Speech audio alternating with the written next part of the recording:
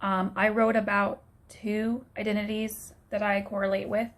One being a military brat or a military dependent, and the other being having a disability.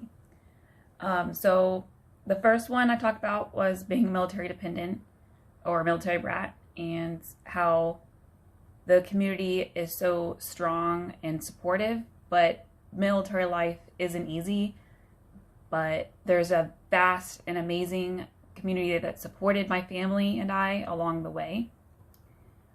For example, in middle school, I lived in Germany. I went to school on military base, and there was probably about 500 students there, but the community was very strong, and the students always talked about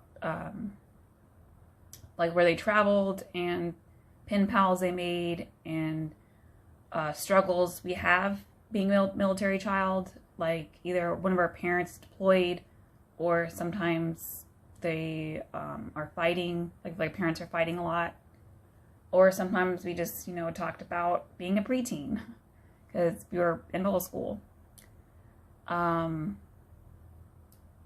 But being a military brat is hard. We have to move every 3 years. Making friends and strong connections to someone is pretty difficult because we don't have enough time to form a strong bond because we move every 2 or 3 years. But we do have a strong connection and community with the bases and the military people and the culture. Military brats do tend to be more mature than most kids, and because we adapt quickly to change and we can handle unplanned decisions and events. But with that being said, we also have more anxiety about things too. And there's actually studies on that military brats have more depression and anxiety than other kids. With that being said, so we're definitely more mature and we adapt quickly to change. We usually grow up in more stricter households with like manners and chores, and I don't know what else. But I know in my house we had a lot of chores, and we had to do family dinner time and things like that. But anyway, so my second cultural identity and my second cultural identity I strongly correlate with is having a disability. I had a disability since birth, but my parents didn't really know until I wasn't walking when I was supposed to. So the doctors diagnosed me with low muscle tone, so I couldn't hold things properly. My handwriting is bad. I had to be constantly being reminded how to hold a pencil and things like that. I was in speech therapy until I was 13. And as an adult, I was diagnosed with generalized anxiety disorder and ADD, which is attention deficit disorder.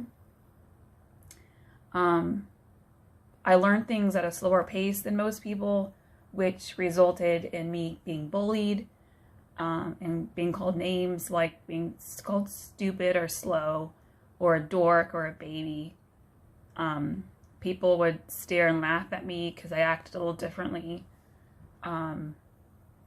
But the community was very strong. My teachers were so supportive, and I even had a homeroom teacher that would stay after class and go over with anything that I needed. Let's see what else. And most people with disabilities are very hardworking, and they kind of are perfectionists at a lot of things. I know I am. I will never give up on something. I'm very stubborn. I work 3 times harder than anyone else because it's harder for me to do a task. But it will be just as good, if not better, than my peer who doesn't have a disability. I really like to enjoy little things in life. I like my life simple and minimal. So having a disability made me a stronger woman, and I can handle stress. It's stressful, but I know I'm going to get through it. And yeah, so those are my two identities I strongly correlate with. I have many others, but those are it.